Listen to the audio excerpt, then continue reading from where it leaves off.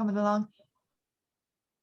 If you'd like to ask questions as we go along, I know when I get to ask questions, I've forgotten what the question was by the time I get to the end. So if you want to, you can either hold on to it, and let me know at the end by putting up your hand, or you can put it into the chat, and I can read them all out to Klaus at the end, and we can get him to answer this. So yeah, we're very delighted. Thank you so much, Klaus, for coming to speak to us this evening. I suppose, well, I first heard of Klaus. I suppose he's famous to me for working on the People for Soils issue, which was where we were trying to get, if you get 1 million signatures, probably Klaus will talk about this and knows a lot more about it than me, but if you can get 1 million signatures, you can bring a petition to the European Commission, and you can ask them to do something, right? Do a law or write something. And we were worried very much about the problem with soils and soil fertility, and the complete problems with the fact that so much soil is being concreted over, and like ultimately we're dependent on soils for our food. So we were trying to collect 1 million signatures, and I think, again, Klaus will probably know more, will definitely know more about this than me, but ultimately, I think throughout Europe, we didn't get 1 million signatures, but we got very close and enough to, kind of wake them up and make them start thinking about it. And I think in Ireland, we had a particularly good response on the petition. But Klaus, apart from that bit, Klaus has also written gardening books. He's head gardener in the Organic Centre, and he's worked on the design of Lissadell House. So Klaus, I'll let you take it away there. I just, if anyone now has any questions as we go along, just put them in the chat. So Klaus, sorry, Klaus is muted somehow. So Klaus, can you unmute yourself, or? Yeah, thank you very much, everybody, for inviting me. And first of all, can you hear me okay? Yeah. The sound is good, great. Just stop me in case it doesn't anymore. But yeah, so I'm really excited about speaking to a group of environmentalists, because I usually talk to gardeners and organic gardeners, and I think it's very much linked into each other, organic gardening and environmentalism. And I some things that I will tell you today may shock you, or you may never have heard of. So it might give you a different angle on the whole environmental scene, because there are certain aspects which I think should be known far and wide, and they really aren't. But I'll come to that afterwards. I hope I do it the right way around again. Can you see the slide? Yeah, great. So the first thing, and I sometimes give out about environmentalists or desktop environmentalists. I hate them, actually, when they sit in their offices and just do the carbon sums or bits without actually falling in love with nature. That is the key. That is the basis for all environmentalists. Go out, fall in love with Mother Earth, and see it as a living being. And maybe possibly you have to start organic gardening and grow your own vegetables and ground yourself with the earth around it. Only if we truly love what we want to protect can we actually be quite efficient in it. I feel very, very strongly about it. One good example is some scientists in Bristol University, they found serotonin in soil-living bacteria. So these serotonin, the happy hormones, they actually go through your skin or bite into a dirty carrot, and you get an instant injection of happiness right into your body. That's why gardeners are happier people, really. So even take your shoes off sometimes and walk barefoot on the garden. And now it's not moving on. I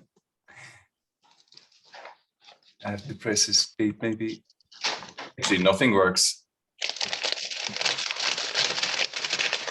Maybe I click stop share for a minute, or no, it's working now. even it's a lovely concept, forest bathing. It's becoming really trendy all over the world. It's a Japanese kind of invention, and it only costs like €1,000 to lie in a forest for a day and meditate. So hand in your mobile phones, go out into the forest and relax and reconnect. It's actually all the big business people in Japan, they do that on a regular basis. The problem is that we have become so disconnected with nature around us. We don't recognize plants anymore that we walk past every day, but we recognize all these corporate logos. Apparently, children have less access to outdoors now than high security prisoners prescribed for mental health. It's scary. Most children have never climbed a tree anymore. So all these sad facts of us, it's really becoming a divorce from nature. But soils are alive, and they're the givers of all life at the same time. In one handful of soil, there's more living creatures than there's people on Earth. So there's about 8 billion living creatures in one handful of soil, bacteria, fungi, viruses, everything possible, and they all have an essential role to play. And the problem is that one of the reasons for soil degradation is that we have neglected the life in the soil. Imagine if we wouldn't have the top 20 centimeters of our topsoil, there would be no person, no human being, no tree, no plant. All it would be mosses and lichens and some fungi crawling around. But that's all that we would have. And we have terribly neglected the soil, like it was said earlier. And that's why that People for Soil campaign has started. Now that's, I go straight into it. That's the thing that you don't realize. And actually, to be honest, I only found that out about 2 months ago. And it's scary that I didn't know it. I was always a big opponent to nitrogen fertilizers, to the granulated fertilizers that gardeners use, that farmers use all over, without thinking even. They use these granules, NPK bags, 10, 10, 20 or whatever they're called, and they get them in a ton bag and they ruin the soil, okay? Because they are soluble fertilizers. They make the plants grow quickly, they make your vegetables grow quickly, they make your grass grow faster, but they do nothing whatsoever for soil fertility. In fact, by replacing these fertilizers with the traditional farmyard manure, the stable muck, we have actually degenerated our soils worldwide. But what I found out, this is a process that two Germans, Haber and Bosch, invented it, I think, in the 1920s. They can take the nitrogen from the air. There's 79% of nitrogen, of the air consists of nitrogen. And they managed to draw that out from the air with this process and make nitrogen fertilizer with it. But look at that. This production, and only the production of it, emits 1,250 million tons of carbon dioxide. That's nearly 1.5 times as much as the entire commercial aviation industry.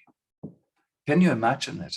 Like everybody gives out about people flying, but which environmentalists have you ever heard we should stop that nitrogen fertilizer production?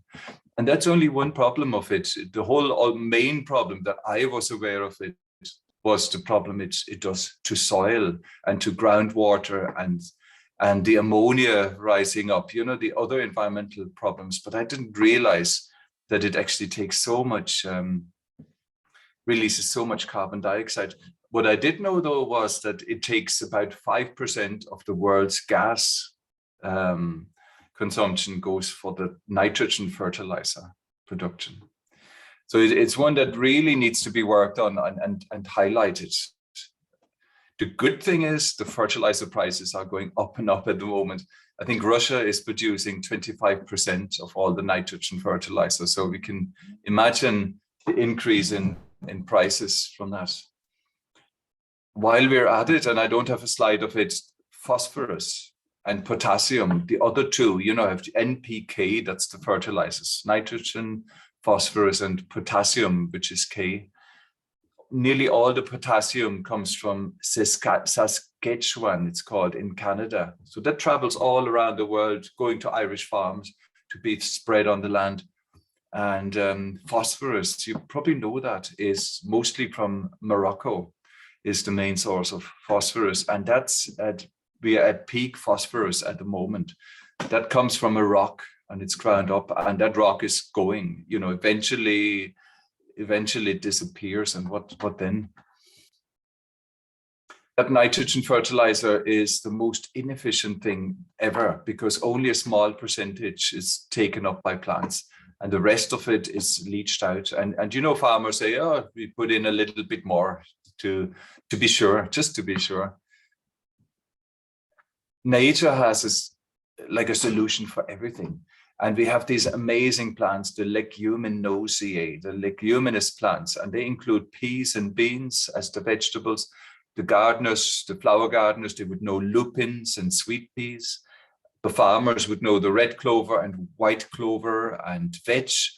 These are all plants in that family. And on the left slide, you see nodules. So the plant produces those nodules along the roots of the plants. And they put goodies on it. They have party time there for these bacteria, and the bacteria called rhizobium, and they come in their millions and go and live in these nodules, and they deposit nitrogen for free to the plant, and that completes that nitrogen cycle. So instead of spreading artificial fertilizers, a farmer could just put clover into their meadows. And that way they would fix that nitrogen and the grass would grow bigger for free or for very, very little money. Another most amazing symbiotic relationship that we need to know, especially for soil fertility, is the relationship mycorrhizal fungi.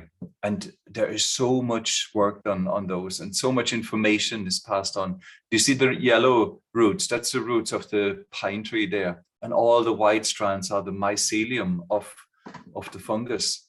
And they are latching onto the root. Now the tree, actually I will go a little bit scientifically there. The tree makes sugars, as we know, because it's green leaves, it can make photosynthesis, and the photosynthesis is carbohydrates, which are sugars. Only green plants can use the energy from the sun. Nothing else can. We can't. So we are all dependent on plants eventually, but the fungus also can't because it doesn't have any green parts. So it's dependent on the plant for its sugars. Now the fungus needs to give something back, or is giving stuff back to the plants. And with all the mycelium that you see there spreading through the soil, they mop up nutrients, phosphorus, potassium, trace elements, boron, and they feed the plants with it. The plant makes about 30%, 40% more sugars than it needs. And the sugar's made in the leaves, as I said, and it goes down into the roots. And then at the tip of the roots, it's pushed off into the soil below. They call them exudates. So little sugar droplets come out of the roots of plants continuously to attract the fungi, to latch onto it. It's a wonderful combination. And it's a lovely, lovely book, or actually a Netflix documentary called Fantastic Fungi. And there's a writer, scientist in it called Suzanne Simard. Suzanne Simard, a Canadian forest ecologist. And she does amazing work. What she found, and when it was published in Nature, the magazine, they called it the Wood Wide Web. www. If you haven't heard it, and her book is called Finding the Mother Tree. Beautiful book. So inside, she translates her scientific knowledge into English, which is beautiful. Like many scientists fall short and if they try and do that.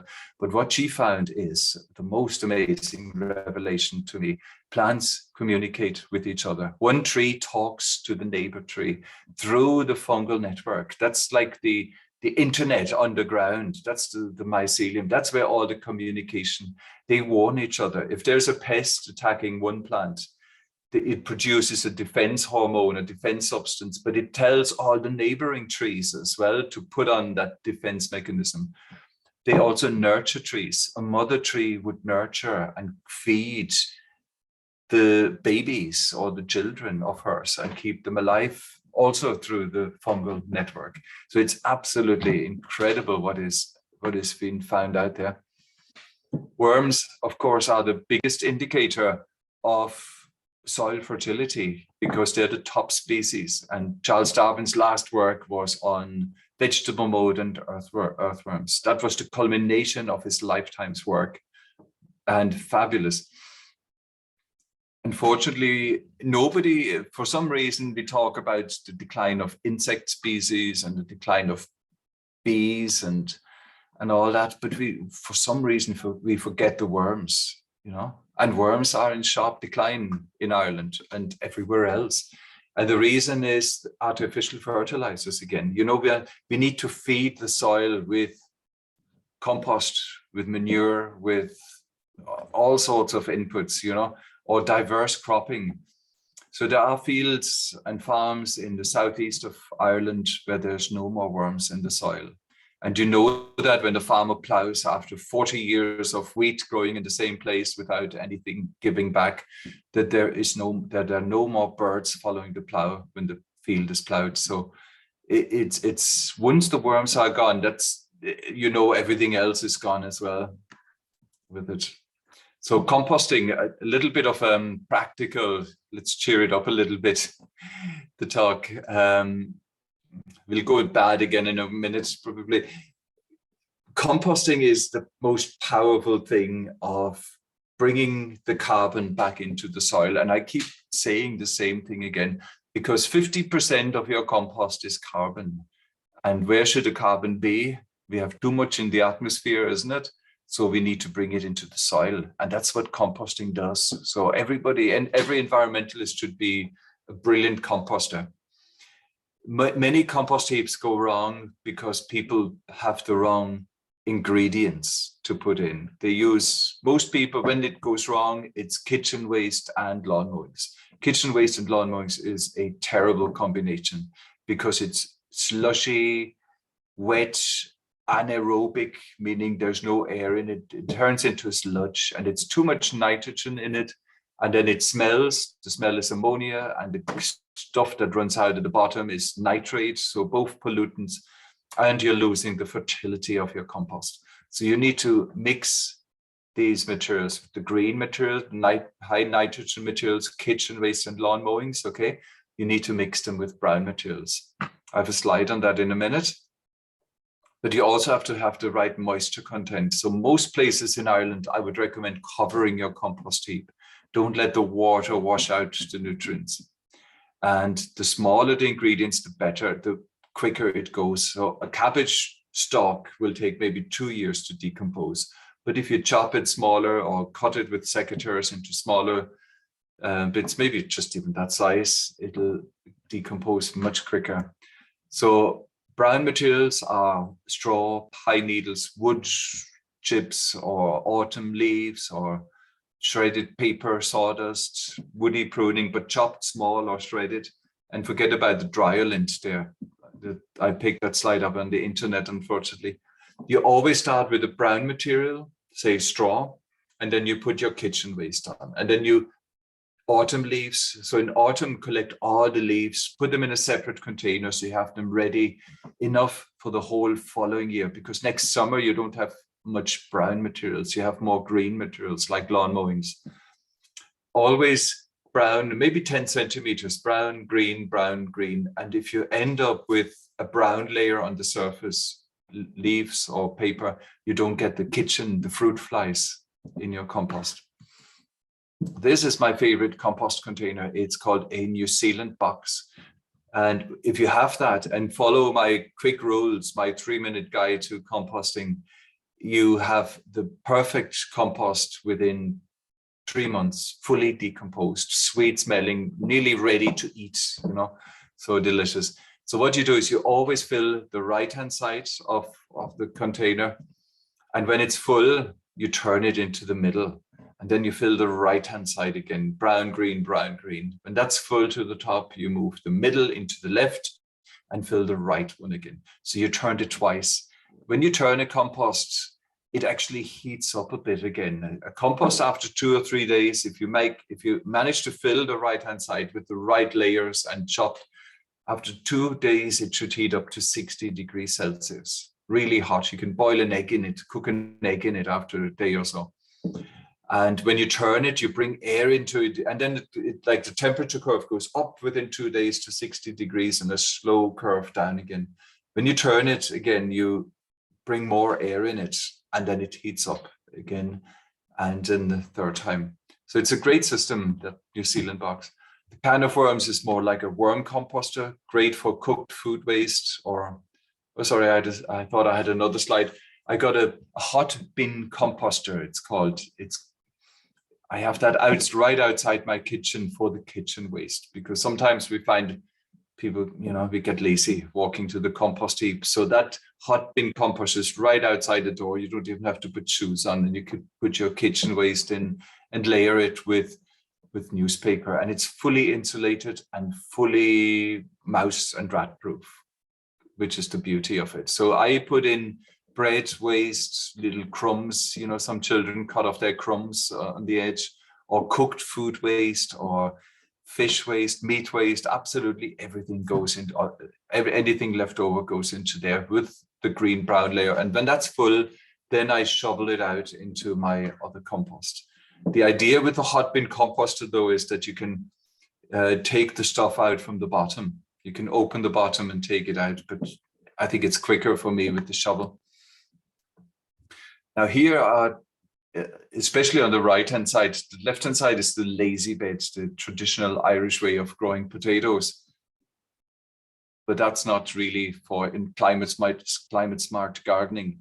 But the real climate smart gardening tip is the hugel bed there on the right. And what you do is you dig. I actually only explained it very briefly, and to Anne, I can give you, we've done a half-an-hour video on how to make a hugel bed from scratch. So I can send that on to you, or people can, I'll give you my website afterwards, and you can email me and I can send you the link to that thing. So what it really is, we take the sod away from the ground, the grass sods, then we dig out the soil and put it next to it, and then we fill that up with wood. Woody branches can be quite thick underneath, and then the smaller prunings, literally a meter tall, and you pile it up really densely. And then when it's nicely shaped like that, as you can see there on the slide, can you see my arrow there? Yeah, but when it's like that, then you cover that with the sods upside down. So the grass sods that you dug out, you layer onto it just like here. Do you see that? You put that on, and then you take your soil, and our soil was really poor, so we mixed the soil with compost and we put that on top of it, and then you can start growing vegetables on it. So why would I say that's climate smart gardening? It's because you took carbon out of the atmosphere and buried it. This is a powerful way, and it's so good that the department bans the fires. You're not allowed to burn your scrub anymore, or branches. Usually farmers cleaned up the edges in the fields, made a big pile and burned it. Burying woody material is taking carbon. Imagine the trees have grown, and as they grew, they sequestered carbon. And that carbon now is in the trunk of the tree and the branch. That's why burning wood is sustainable, because if you burn it in a fire, it emits the same amount as it has sequestered. So you're carbon neutral. But if you were to dig that into the soil, then you have really sequestered carbon. Then you have taken carbon out of the atmosphere and put it back into the soil. So this is a really good system. Oh, I'm getting negative again. How many people realize, nobody seems to be talking much about it, but this is the biggest environmental disaster in Ireland. Ash dieback will kill probably 95% of all our ash trees. They'll die. We are losing, and I asked the forester to give me a good educated guess, we're going to lose about 300 million ash trees. And as soon as they're sick, they're no longer sequestering carbon, okay? From the moment a tree gets sick, there's actually more carbon emitted than it is sequestered from the tree. So the amount of carbon sequestration, the loss of that from these dying ash trees is monumental. We should be out planting birch and alder and rowan and oak, 300 million trees at least to compensate for that. It's a scary thing, and the speed of it, I've really strongly noticed it about 3 years ago, and now it's just getting worse and worse very quickly. Other ways of sequestering carbon that's a wonderful system. It's called a Benjes hedge. It's a dead wood hedge. So instead of if you don't want to make the hügelbed, which takes a lot of work, tough going, if you just neatly pile all your woody material. You can support it with 2 parallel rows of fence posts or hazel sticks or whatever, and you can backfill it. In Bundoran, I work in the community gardens in Bundoran. We have that, and it's a great place for everybody just to put all the stuff they don't know what to do with, and it's there. And the idea is that birds, especially wrens and robins, which nest low down, they'll make their nests in there, and they hide there and they shelter there. And apart from all the other amount of insects that live in there, especially beetles and hiding places for frogs, etc., or overwintering places, the birds, their droppings contain seeds. So it's a self-seeded hedge, and that hedge will become alive with the birds' droppings. It's a wonderful, and it can be really, really neat and tidy as well if you want to, and tidy up every now and then. I'm also becoming a big fan of wood chip. We get a lorry load full from a tree surgeon and an arborist every year. We get a big lorry load, and it doesn't charge us. The cost is the cost of delivery. I think it costs €100, and we use it absolutely everywhere. And of course, that's carbon, yeah. And we bring it into the soil. We use it in paths, but it also, from a gardener's perspective, it brings the fungal element into the soil, and the fungal element is really good, the mycorrhizae and the life in the soil. You can use it to mulch your hedgerows, or to use it in a hügelbed, or many other ways. Biodiversity goes hand in hand with climate smart gardening. That's a great plant. It's called a teasel. Everybody should have teasel around, and trust me on it, once you have teasel plants, you get goldfinches into your garden. They seem to find it anywhere they go to. It's not the most attractive plant, really, but if you have a corner somewhere, and the beauty is it's a native plant. Dry stone walls are wonderful habitat for all sorts, and every garden should really have a pond. Now, mixed cover crops, I'm becoming more and more into diversity. One of the big problems is monocultures, to growing one single crop of wheat or of potatoes or whatever. So at least as a cover crop, that means a crop that is for soil fertility building. You can grow 15 different types of plants in it, sow it broadcast, and then let them go back into the soil again afterwards. I think it's really important that we give something back to the soil, and that improves the life in the soil and the fertility and the organic matter content. Oh yeah. So can soil solve the climate crisis? I was hinting of that before, but I Googled climate change on Wikipedia. Have you ever done that? And the causes of climate change, we are all familiar, are burning of fossil fuels and deforestation. Isn't that right? It doesn't mention soil degradation. It doesn't. Can you imagine? And I'll come to it in a minute. This is the biggest. It's the biggest thing, or the easiest that we can actually do something about. So no mention of soil degradation, desertification in climate change talks. And now the Food and Agricultural Organization of the United Nations, the FAO, we are in a terrible state at the moment.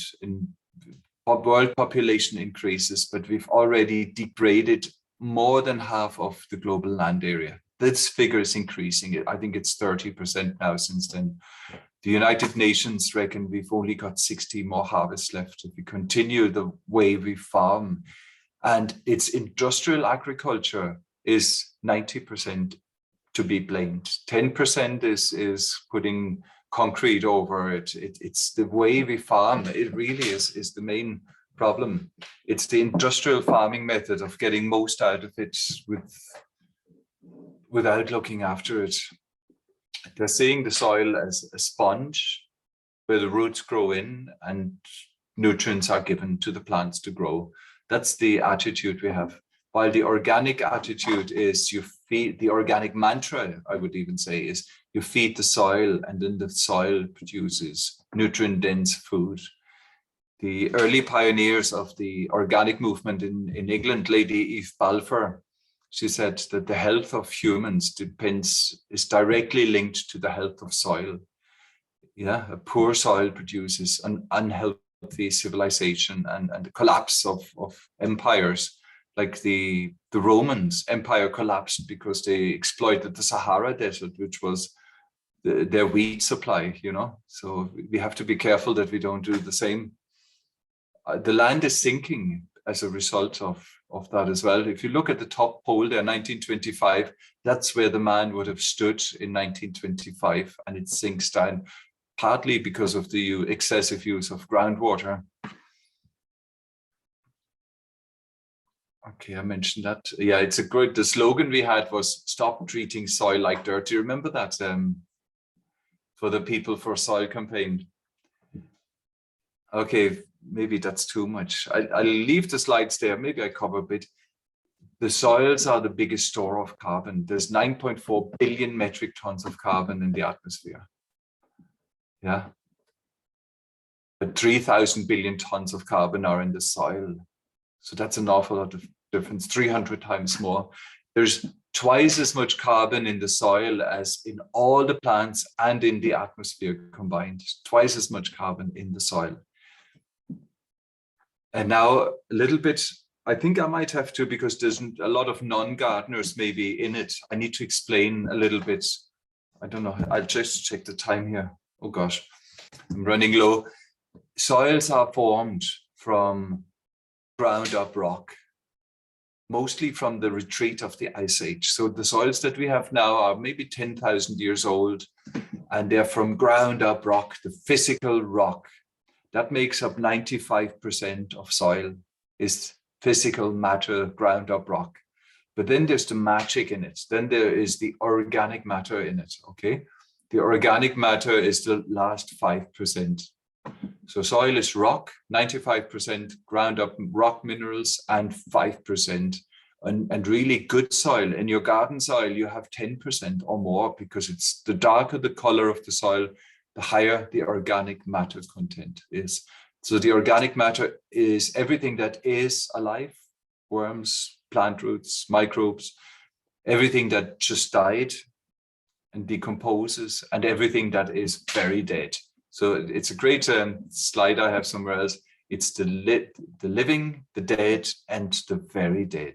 The very dead is what they call humus, not hummus, but humus, H-U-M-U-S. And that's the stable organic matter that lasts for centuries in the soil and keeps your soil healthy and alive. Now, the funny fact is, in the organic matter that I said, which makes maybe 5% or 10% of your soil, half of it, more than half of it, of the organic matter, or of your compost, if you want to say, is carbon. Okay, so over 50% of it is carbon. So if you increase your fertility of your soil, if you increase the fertility of your soil and increase the organic matter content from 5% to 6%, what have you done? You have sequestered carbon. So it's very easy. It's so easy. It's powerful. We could do it as a country. Every gardener could do it at home, and it would solve the climate crisis. because it's something that can be done, and it's something that needs to be done.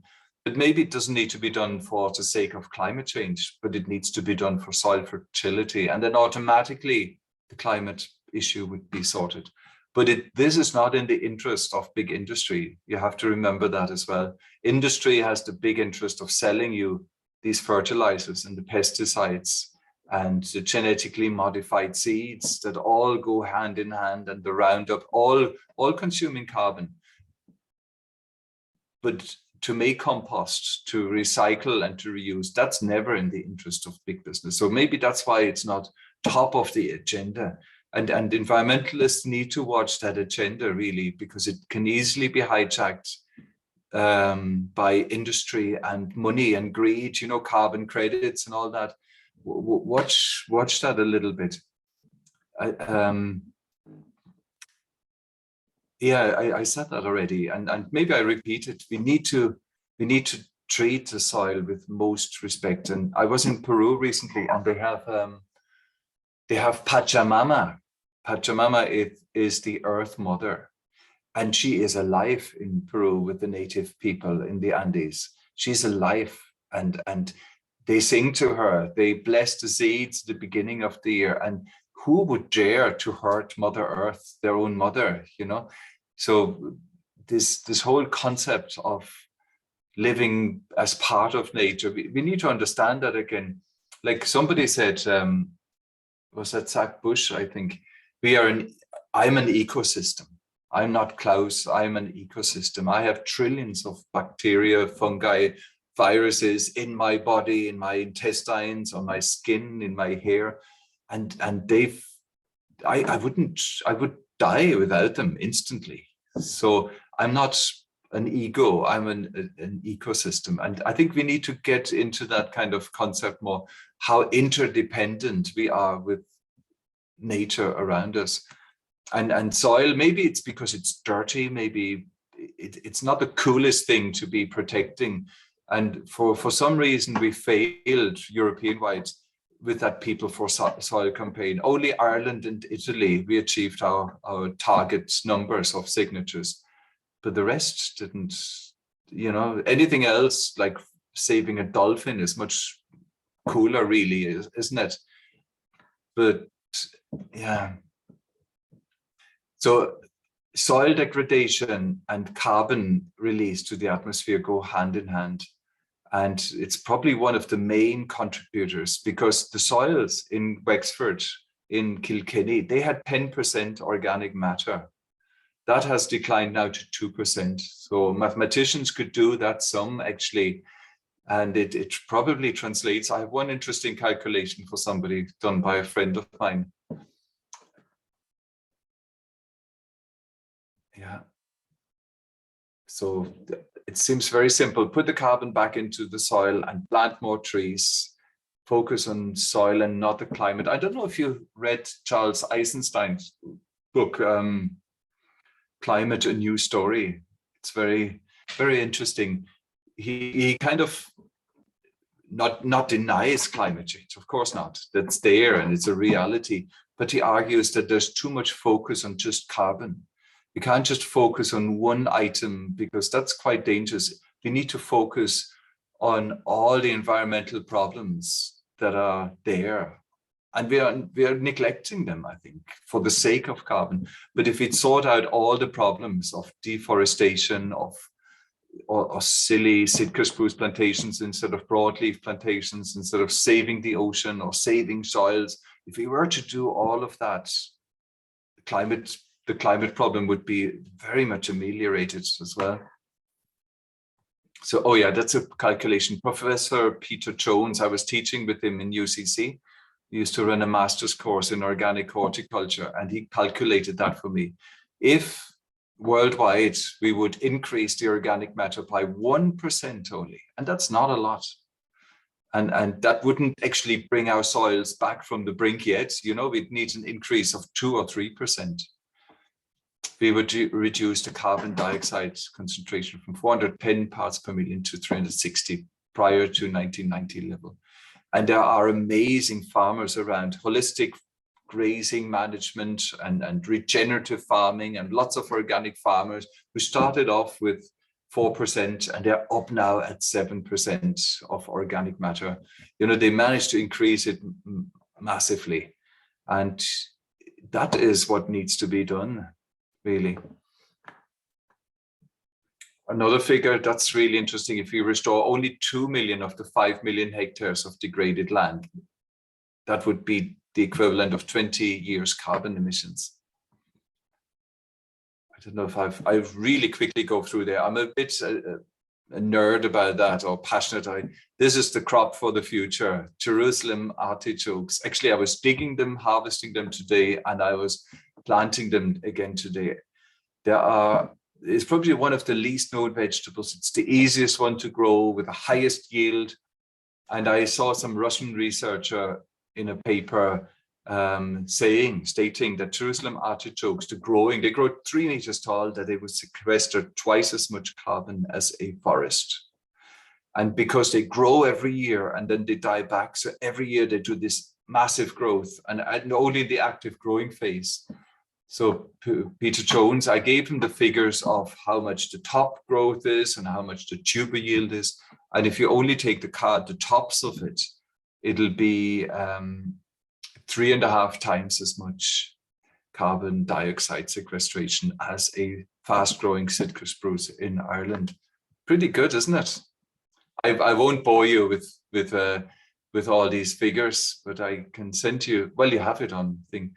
It used to be used as a wildlife corridor, Jerusalem artichokes. I've seen that in Slane Castle for pheasants. So they plant these long, 100-meter long strips of. They were planted 30 years ago, and the only management is they cut them in February and then they grow again. It's a lovely way of carbon sequestration and a wonderful habitat. And it's just there for forever, really. It's a North American vegetable. It's super healthy. It contains inulin, which is a prebiotic, which activates all the good bacteria in your lower gut and feeds the good probiotics afterwards. I often say, if you can't grow Jerusalem artichokes, you shouldn't be a gardener. So it could be your test. Put 3 tubers, put the tubers into the ground, plant them exactly like potatoes, and they have these tall stalks growing up. They're also used for cleaning up polluted areas in the world. So if there was an industrial pollution, you can grow these to survive there. And then the ash, the leaves can be then used for biofuel. And then the ash could be, you can minimize the problems. So it's really, really good crop for the future.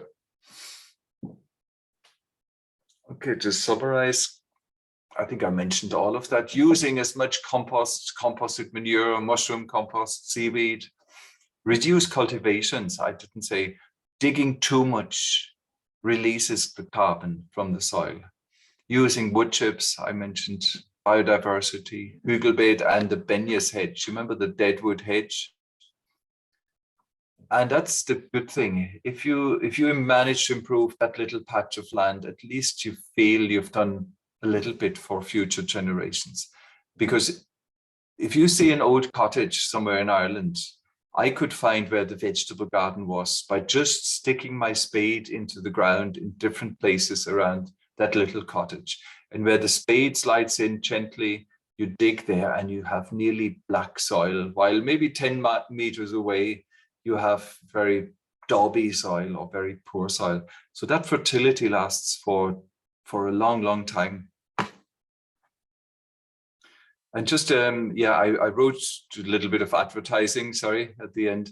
I wrote a few books on vegetable growing. One is for the, for the Irish garden, really, because the timing is quite different. The timing of sowing, most books were written in the southeast of England. And if you follow these times, it's way too early. Delay sowings as much as you can.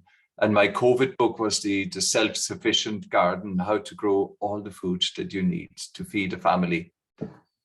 And if you want to subscribe to my newsletter, it's on the website Green Vegetable Seeds.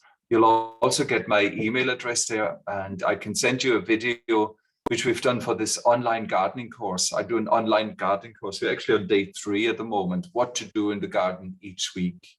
It costs €70 for the 10 sessions, and you get 2 question and answer sessions, but we've done already 3, but I can send you one from last year. If you email me and ask for the Hügelbed video, I'll send you that out. That's great. So if there's any questions, and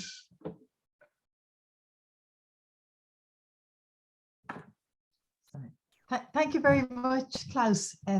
That's wonderful. I'm just going to go into the chat here and have a look at the questions. An interesting one. We get our local school down every year, and the local primary school, and they come down to our nature reserve. And I have a 1 hectare field that I planted under the gloss scheme for birds. oh, lovely. Yeah, and actually, you think it's lovely. You think it's, and it's pretty good for the birds and everything. Oats grow and linseed, and you leave it all there. But the fact that I have to plow it every year, we actually got the kids to measure how much soil erosion happens. The fact that I plow it for this. So they worked out whatever, they did all the maths on how many tons of whatever of earth I was losing. And then they got the average weight of a primary school child, and it equated to 26 school children every year, that weight of soil I'm losing. And they all roll down the hill to demonstrate. It was quite shocking, you know. That I'm and do they insist that you plow it?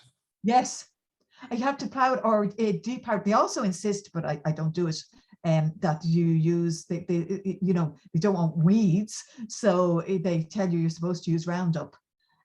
Oh gosh, don't do that either. No, I haven't ever done that, but I was quite surprised. They're terrible, and you don't need to plow it. You could just use a harrow to harrow it, you know, yes. Go over with a harrow. It's much gentler, and it just tickles the top and that. But these wild bird cover mixes that Chard gets for this glass scheme, they're so boring that there's 2 crops in it. Like you have oats and linseed. There should be 50 different, there should be 20 different crops in it, different rooting depth, different, all sorts of bits. Because do you think birds just eat oats and linseed? Of course, they'd love a better diet than that. Exactly. And actually this year, thistle grew all over the place in it, and it was marvelous for the goldfinches. But anyway, sorry, I'm supposed to be asking other people's questions, but I see Maureen's question actually is almost the same as mine. If there's so much carbon in the soil, is plowing it actually releasing it into the atmosphere? Yeah. Yeah. It is. Yeah.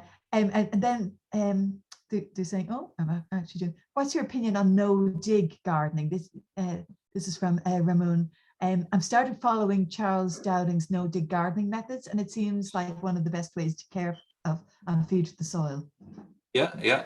I would do as much no dig as I can. So if it's not necessary, I wouldn't dig. But sometimes I would dig. You know, today, for example, the soil was so soggy. We want to plant onions, so I loosened it up again. I went gently with the fork and loosen, bring up the lumps so they can dry out a little bit. So from that, Charles Dowding is a great inspiration for many people. But there's one thing though you have to think with it. Sometimes I would do no dig in poor soil, wherever my soil is really poor. But if I have good soil, why should I grow above the soil?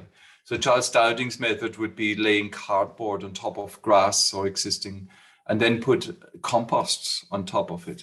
But also, where do you get that compost from? If you have a big garden, like it costs you thousands or hundreds of euros to get that compost in, because you only make a small amount yourself. Also, you could argue that you're kind of taking that compost from somebody else. You know, it should be spread evenly around. It's too much of it, but I do it as well. If I do a raised bed or something like that, I use that technique. But I wouldn't be too, this is the only way, you know. There's places for everything. A good tip for digging or no digging is I take a fork and I stick it into the ground. And if it slides in nicely, I don't dig. And if there's no weeds, because the soil is not compacted. But if I have to push the fork in it means it's compacted. And then I can actually biofork it. That means sticking the fork in and just levering it back 45 degrees, pull it out and go along the bed instead of inverting it, you know. The only time I probably would dig if it's got really weedy, and then I just turn the weeds upside down gently. Just one from Dave. What are the top 3 to 5 easy to grow crops you recommend for beginners starting a vegetable bed? Great. So not just easy to grow, but also highest value per square meter. Okay. Perpetual spinach or chard. Okay. You need 5 plants, less than a square meter. 7 plants in 1 square meter. You can sow them. If you have a tunnel now, or for outside, you sow them in April, indoor in the windows, you plant them out in May, and you'll get fed up with spinach. You know, the leaves of it, you get so much every week for 5 or 6 months. You'll harvest perpetual spinach, and the chard is equally good. You get the rainbow chard that also looks beautiful. Sorry. Sorry, I think there's something cut in accidentally there. Yeah, so the rainbow chard or the Swiss chard, it's actually 2 vegetables. It's the stem, which the Italians use for stir fries, and the English use just the leaf blade of it, but you should eat everything. You should eat the stem and the leaves as a vegetable. So that's one. The other one, of course, courgette, but don't plant it until the 1st of June. Trust me on it, because you get the gales until the end of May and they'll blow over. One courgette plant will give you a courgette every 3 days. 1 plant, so but it takes 1 square meter already. And then probably cut and come again salads that you can just pick leaves. You can get like an oriental salad mix or lettuce seed mix. Another really, really good one is kale, as opposed to cabbage. A cabbage grows for 5, 6, 7 months, and you harvest 1 head and it's too big and you throw half of it away or get fed up with it. It's not good value for a small space, but kale is, because with kale, you harvest a leaf every single week. You harvest a few leaves and cook it. Brilliant. I'll go to the next one. Are there any good organic plant food brands you recommend for roses and perennial plants in containers?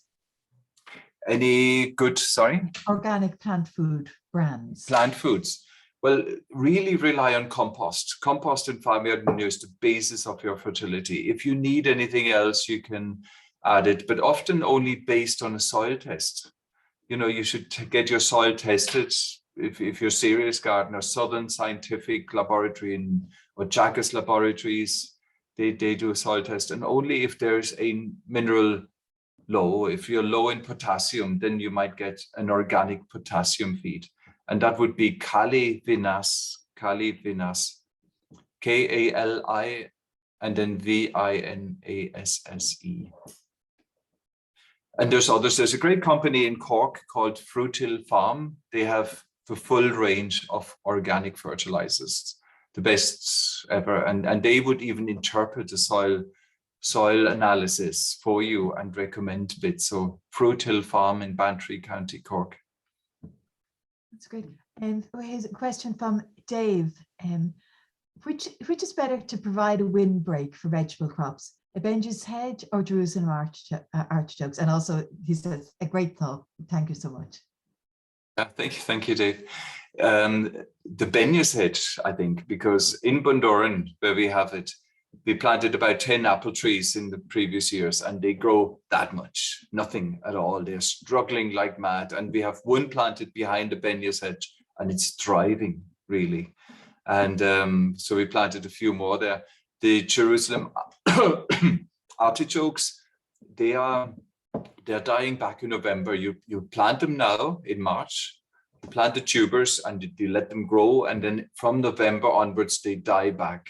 The stems die back, and then they won't provide a windbreak. You know, from November till March, really, or from November till May probably, until they reach a certain height.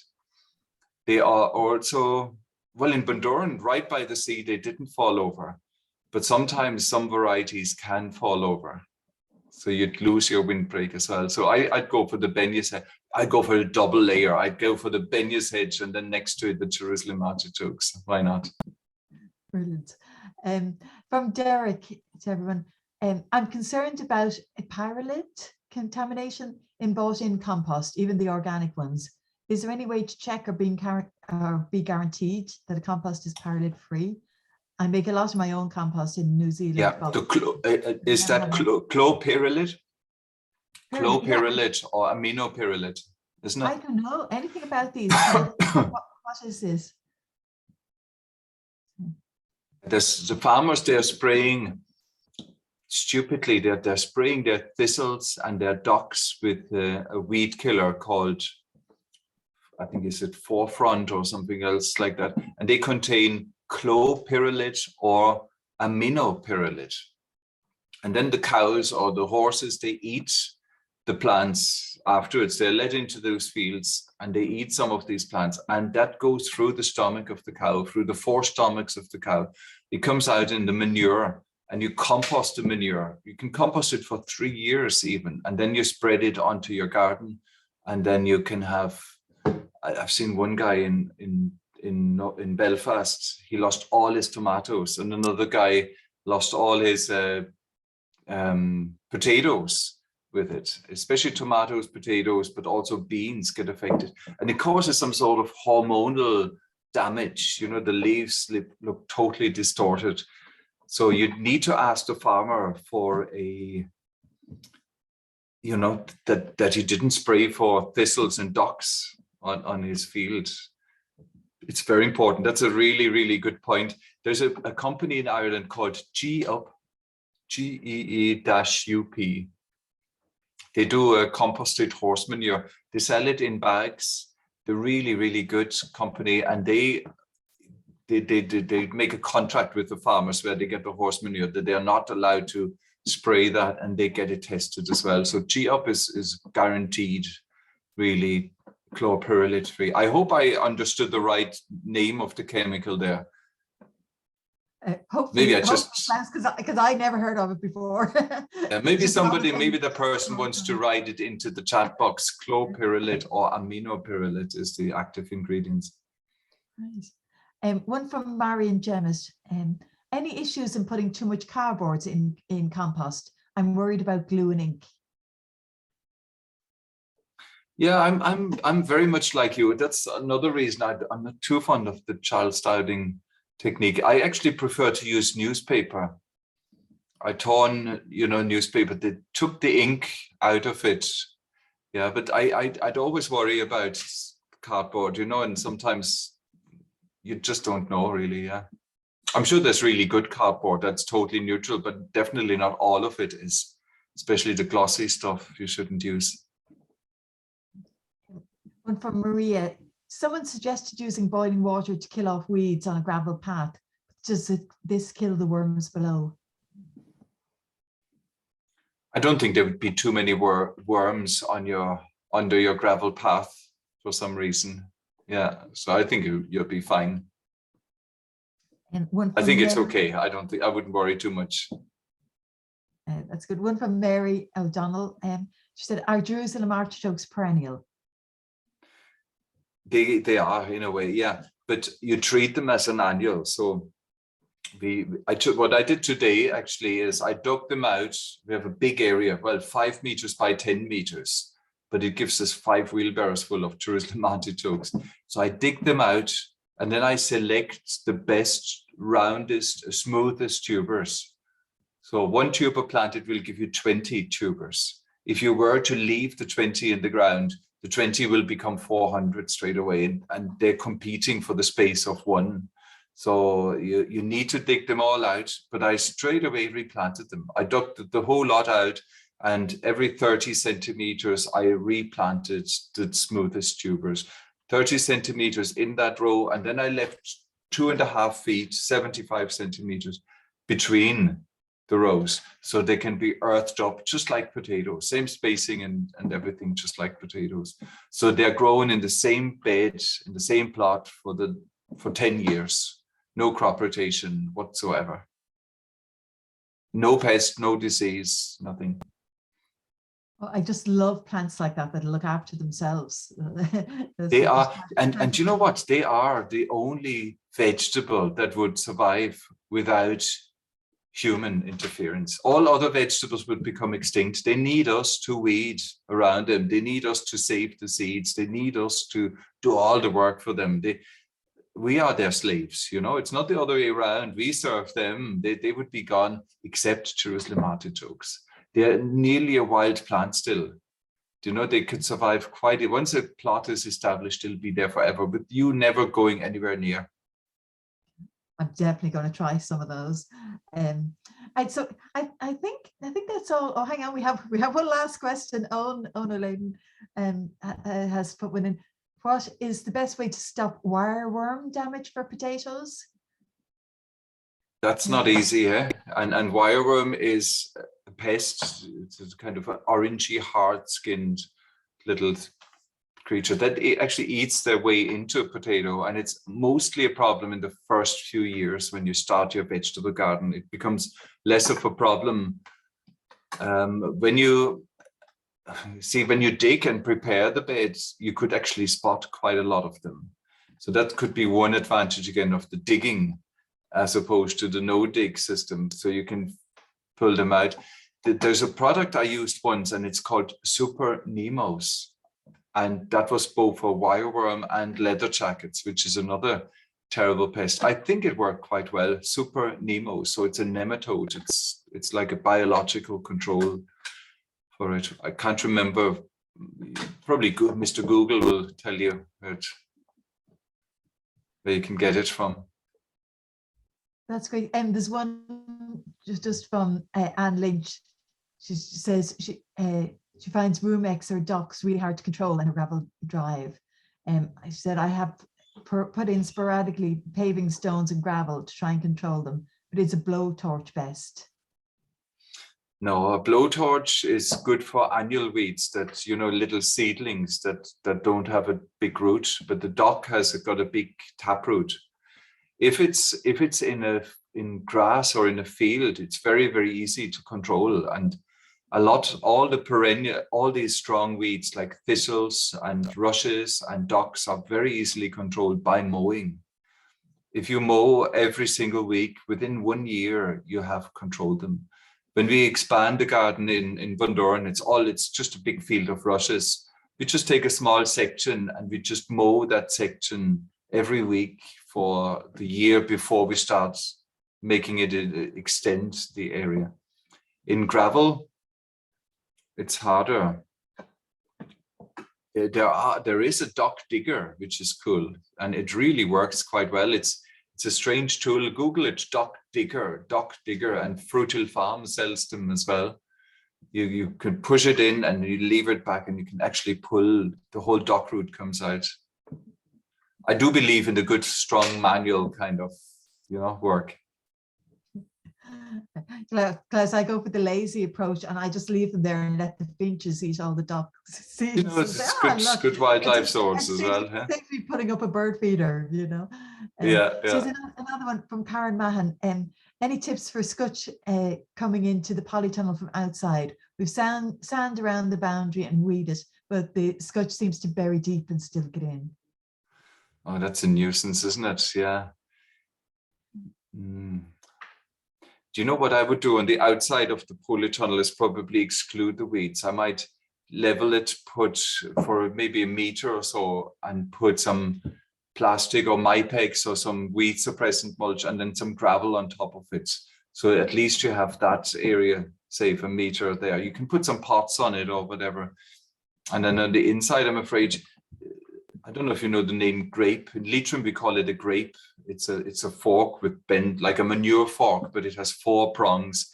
You put that in and you shake it up until you can shake the soil off, and you end up with the scotch roots.